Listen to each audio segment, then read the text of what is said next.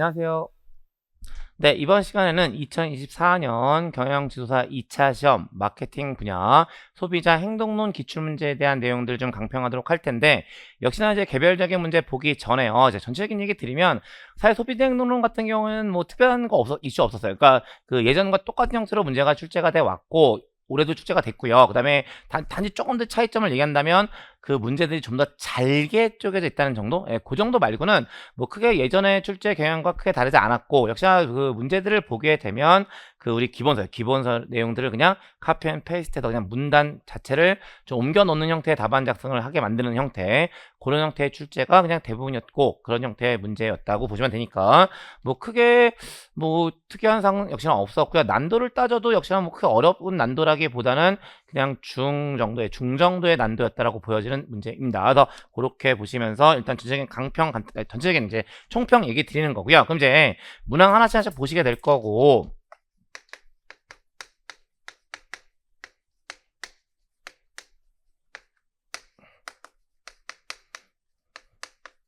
예, 문제 1번부터 보시면 다중기업구조 모델에 관한 다음 물음에 답하시오 하면서 소문제 몇 개 들어가 있죠. 그래서 1번 문제부터 보시면 단기기업 혹은 운용기업 장치의 역할과 특성을 설명하시오. 결국 단기기업의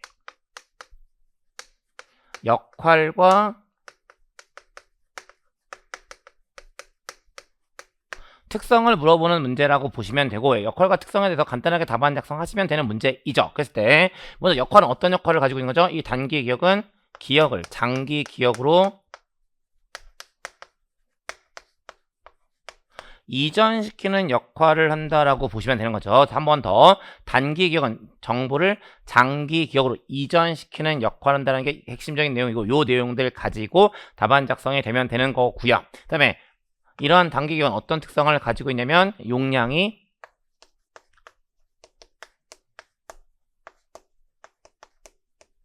제한적이라는 특성을 가지고 있는 거죠. 그래서 요 내용들 가지고 답안 작성하시면 뭐 1-1번은 크게 어려움 없이 지나갈 수 있는 내용이라고 보시면 되는 거고, 그 다음에 1-2번 보시면 리허설의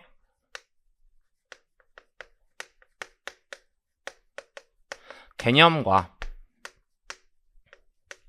유형에 대해서 유형을 설명하시오라고 되어 있습니다. 그럼 먼저 리허설에 대한 개념을 작성하셔야 되는데, 이 리허설 자체가 그냥 뭔가 반복의 의미를 가지고 답안 작성하시면 리허설에 대한 개념은 크게 문제 없는 거죠. 그래서 리허설은 처리된 정보를 마음속으로 반복하거나 깊게 생각하는 것을 말한다라는 거고, 그런 느낌 가지고 답안 작성하시면 역시 뭐 크게 감점이 될 내용들은 아니라고 보여지는 거고, 그 다음에 이제 이 리허설의 유형에는 어떠한 것들이 있는지가 작성이 돼야 되는데, 리허설은 크게 두 가지가 있습니다. 유지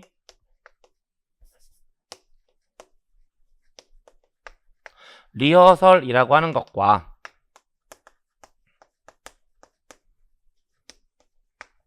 정교화 리허설이라고 하는 두 가지로 나누어지는 거고, 그랬을 때 유지와 정교화의 문제니까 유지는 그냥 단순하게 정말 유지하기 위한 목적으로 단순하게 반복하는 것을 의미한다고 보시면 되고, 정교화는 그걸 좀 더 잘 가져가기 위해서 의미를 부여하는 과정이라고 보시면 되죠. 그래서 유지 리허설과 정교화 리허설에 대한 개념을 작성하시면 되는 거고, 일단 예시답안까지 말씀드리면 유지 리허설은 처리된 정보를 마음속으로 그냥 반복적으로 반복하는 것을 말한다. 정교화 리허설은 유입 정보의 의미를 마음속 깊이 생각하고 이걸 계속 정교화시킬 목적으로 의미를 부여하는 것을 말한다 라고 보시면 되는 거고, 그 정도 내용 가지고 답안 작성하시면 1-2번 역시 뭐 크게 어려운 내용들은 아니었다라고 보여지고요.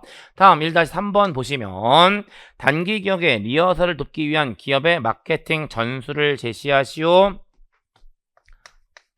역시 이제 우리 기본서 표현대로 가면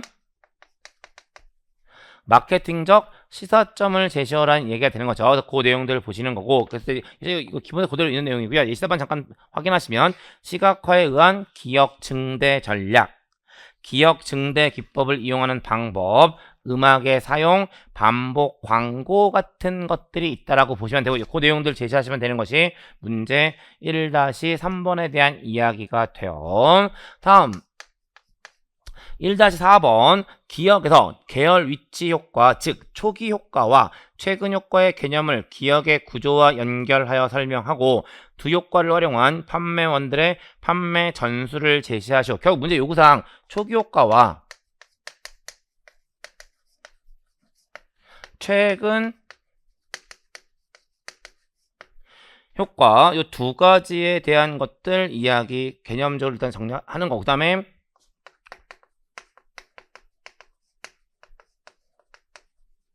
판매 전술에 대한 거 얘기하는 거고요. 여기서 초기 효과, 최근 효과.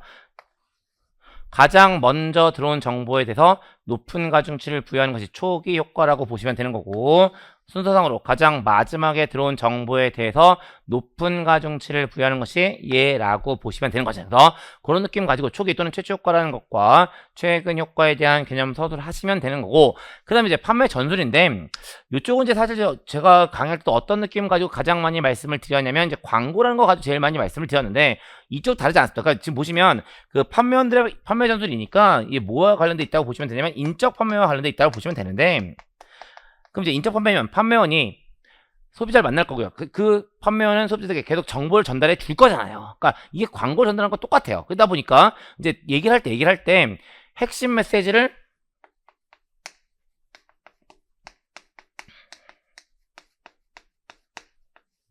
어디에 두는지에 대한 내용이 요 문제 요구사항이라고 보시면 되는 거고, 역시나 그렇다면 판매원이 소비자를 만나서 이야기를 나눌 때 핵심 메시지를 어디에 두면 안 된다? 중간에 두면 안 되는 거죠. 처음에 두거나 마지막에 두는 게 가장 효과적이라고 말씀드리는 거죠. 그리고 어떤 내용까지 제가 계속 말씀을 드렸냐면, 그럼 어떨 때는 처음에 둬야 되고 어떨 때는 마지막에 둬야 되는지도 말씀을 드렸는데, 이건 뭐와 관련돼 있는 거죠? 소비자의 태도와 관련돼 있습니다. 그래서 소비자가 부정적인 태도를 가지고 있다면 핵심 메시지는 앞에 제시가 돼야 되는 거고, 소비자가 긍정적인 태도를 가지고 있다면 극적 효과를 보기 위해서 핵심 메시지를 뒤로 빼는 것이 효과적이다라는 거죠. 그 내용들을 가지고 답안 작성하시면 되는 것이 문제 1-4번과 관련된 이야기였다라고 보시면 되는 거고, 그 정도 가지고 문제 1번 확인하시면 되는 거고, 그 다음에 문제 2번이요. 소비자 행동에 관한 다음 물음에 답하시오. 소문제 1번 보시면 자아 개념이 무엇인지 설명하고 자아 개념의 4가지 유형을 설명하시오. 문제 요구사항 일단 자아 개념인데, 이 자아 개념의 개념을 제시해야 되는 거고 유형을 제시해야 되는 내용이라고 보시면 되는 거죠. 그래서 먼저 자아 개념부터 보시면 개인이 사회적으로 결정된 준거 체계에 따라 자신에 대해 갖는 지각, 스스로를 생각하는 것, 자신에 대한 지각이 자아 개념이라고 보시면 되고, 그 내용 작성하시는 거. 그 다음에 이제 이 자아 개념의 4가지 유형에는 어떠한 것들이 있는지가 제시되면서 각각에 대한 개념 간단하게 서술하시면 되는데, 그 4가지 뭐였을까요? 실제적 자아 개념, 이상적 자아 개념, 사회적 자아 개념, 마지막으로 이상적 사회적 자아 개념이라고 하는 4가지가 있었던 거잖아요. 그리고 그 4가지에 대한 개념 작성하시면 되는 문제가 2-1번에 대한 이야기 되고, 그렇게 말씀드리면서 문제 2-1번 확인하고 넘어가시는 거고, 다음 2-2번 보겠습니다. 조절 초점 이론을 설명하고, 일단 요구사항이 조절 초점 이론을 설명하고요. 소비자의 조절 초점에 따른 치약의 광고 메시지 전략을 제시하시오. 치약의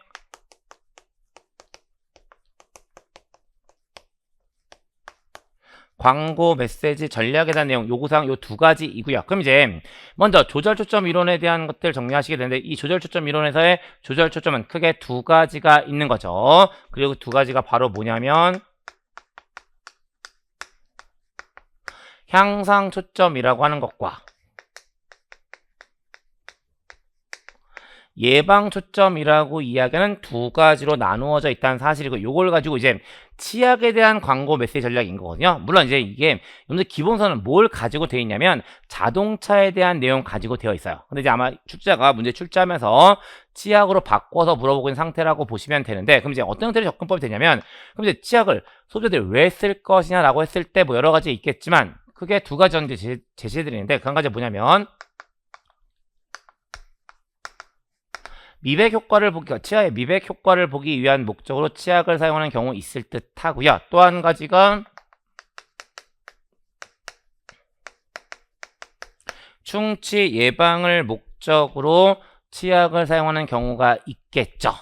그리고 요 두 가지 가지고 향상 초점과 예방 초점을 연결시킨 형태의 답안지가 아마 이 출제자의 요구사항이라고 보여지는 거고, 그럼 이제 두 개 연결시키면 되는데, 먼저 향상 초점과 관련되어 있는 것이 미백 효과, 예방 초점과 관련되어 있는 것이 충치 예방의 의미가 된다라고 보시면 되잖아요. 그래서 그런 내용들을 가지고 답안 작성하시는 것이 문제 2-2번에서의 전체적인 답안 작성의 방향이 된다라고 보시면 되세요. 다음 2-3번 보시면 인지 욕구의 개념을 설명하고, 일단 인지 욕구의 개념을 설명하는 거고, 그 다음에 인지 욕구의 수준에 따른 태도 형성 경로를 정교화 가능성 모델 관점에서 설명하시오. 역시나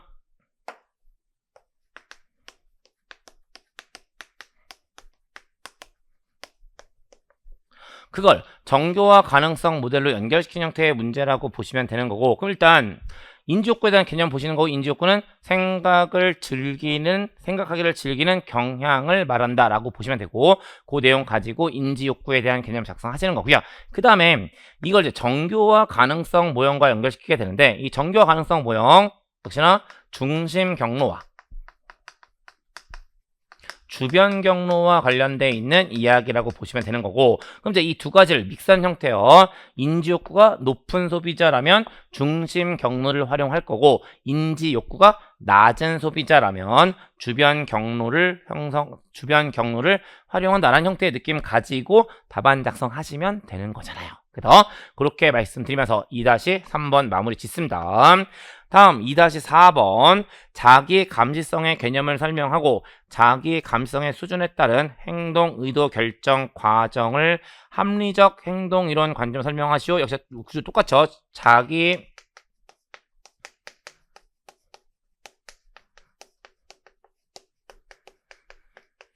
감시성에 대한 개념 요구사항 들어가 있고, 그 다음에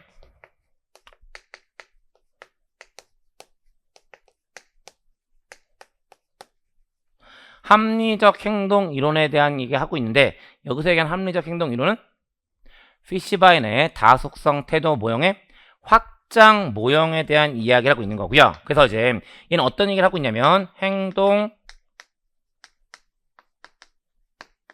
의도는 두 가지를 가지고 설명할 수 있다는 거죠. 그리고 그게 바로 뭐냐면 행동에 대한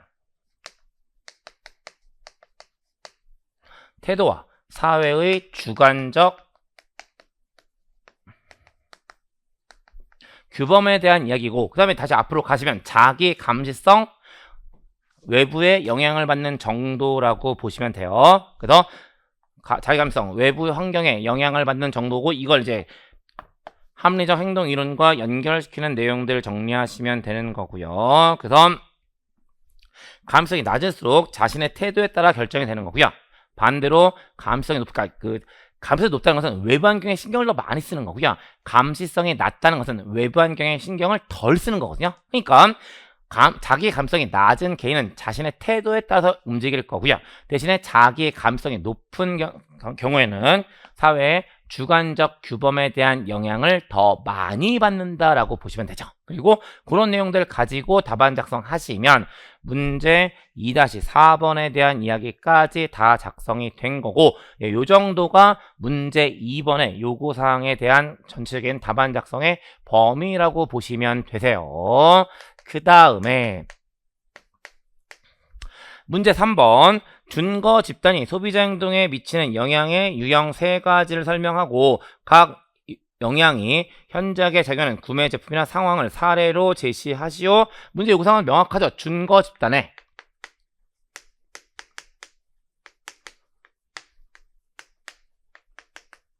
영향에 대해서 답안 작성하라는 거죠. 근데 이 영향은 어떤 것이 있는지가 답안 작성 목차로 잡혀야 되는 거고, 그 다음에 어떤 내용 들어오면 되는 거죠. 일단 각 영향에 대한 개념적인 서술이 들어와야 하는 거고, 역시나 문제 요구사항 보시면 사례에 대한 이야기까지 들어가 있으니까 이제 그 내용들 들어오시면 되는데, 역시 이제 이 문제 일단 준걸단의 영향력 세 가지가 뭔지를 떠올리시는 게 가장 중요하시죠. 그리고 그 세 가지가 바로 뭐가 되냐면, 제일 첫 번째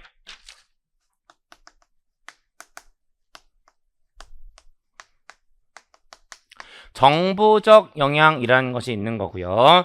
다음 두 번째 규범적 영향, 마지막으로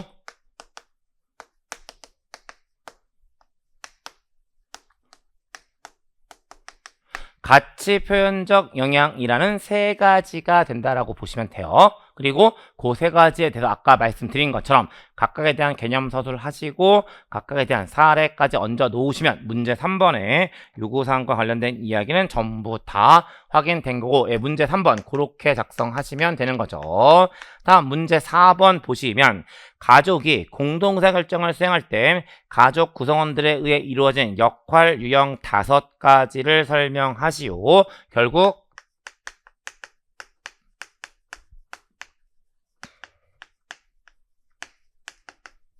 가족 구성원의 역할을 물어보는 문제이고요. 이 역할 5가지, 이건 뭐 다 쓸 수 있지 않았을까 생각이 드는데요.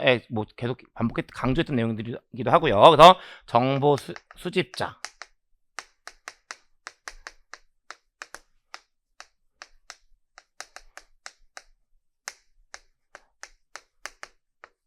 영향력 행사자, 의사결정자가 있는 거고, 그 다음에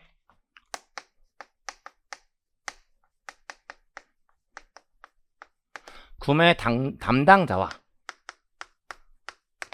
소비자라고 이야기하는 5가지가 되죠. 그래서 그 내용들 가지고 문제 4번 각각에 대한 개념, 이 문제는 뒤에 개념이 중요하지 않습니까? 뭔가 쓰시면 되는 거고요. 이 5가지에 대한 명칭이 정확하게 작성되었는지가 가장 중요한 키의 문제예요. 그래서 그렇게 보시면서 문제 4번에 대한 이야기 확인하고 넘어가시는 거고, 그 다음에 문제 5번 마케터는 구매 의사결정 유형과 자사 브랜드의 고려 상표권 포함 여부에 따라 마케팅 전략 대안 매트릭스를 다음과 같이 구성할 수 있다. 1번부터 6번에 해당하는 마케팅 전략을 설명하시면서 의사결정 유형은 본격적 의사결정, 제한적 의사결정, 일상적 의사결정. 여기서 얘기하는 이제 본격적 의사결정은 포괄적 의사결정을 이렇게 번역해 놓고 있는 걸로 판단이 돼요. 네, 그 밑에 보시면 자사 브랜드 위치는 고려 상표군인데 고려 상표군 외에서 모두 1, 2, 3, 4, 5, 6번 들어가 있는 상태이고요. 그럼 이제 역시나 그 1번, 2번, 3번, 4번, 5번, 6번이 뭔지를 보시면 될 것 같고, 요건 확인만 시켜주면 될 듯한데, 1번이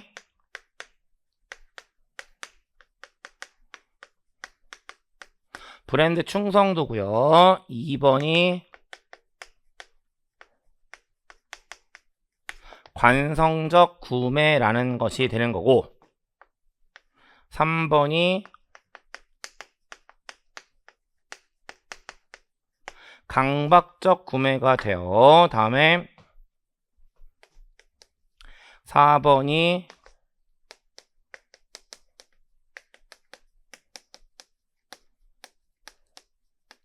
복잡한 구매 행동, 5번이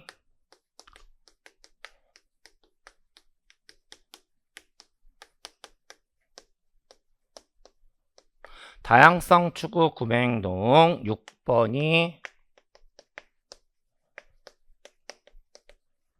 충동 구매, 이렇게 작성하시면 되고요. 이 각각에 대한 개념 간단히 서술을 하시면 되는 게 문제 5번에 대한 이야기가 되죠. 그 다음에 문제 6번입니다. 구매 후 과정에 관한 다음 물음에 답하시오. 먼저 소문제 1번부터 보시면 하이더가 제시한 기인의 유형을 유형을 설명하고 불만족의 가능성이 높아지는 기인의 유형을 기술하시오. 이렇게 두 가지. 하이더의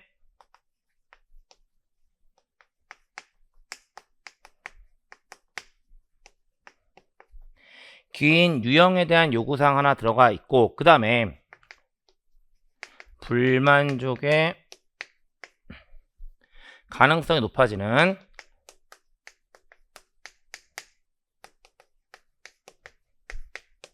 기인의 유형에 대한 요구사항 들어가 있는 상태인 거죠. 그럼 먼저 하이더의 기인 유형부터 말씀드리면, 하이더의 기인은 어떤 의미를 가지고 있냐면 피지각자가 보인 성과의 원인을 찾아가는 과정을 기인이라고 하는데, 그 원인은 크게 두 가지가 있습니다. 그리고 그 두 가지가 바로 뭐냐면 내적 기인과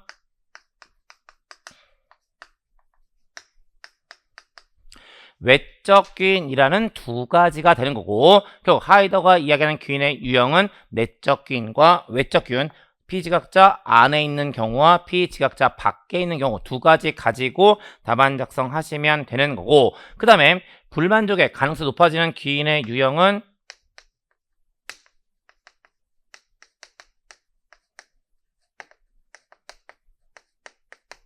책임에 대한 기인이 되죠. 그래서 요 내용들을 가지고 답안 작성하시면 되는 게 문제 6-1번에 대한 이야기가 되는 거고, 그 다음에 6-2번 보시면 구매 후 부조화의 개념을 설명하고, 첫 번째 요구사항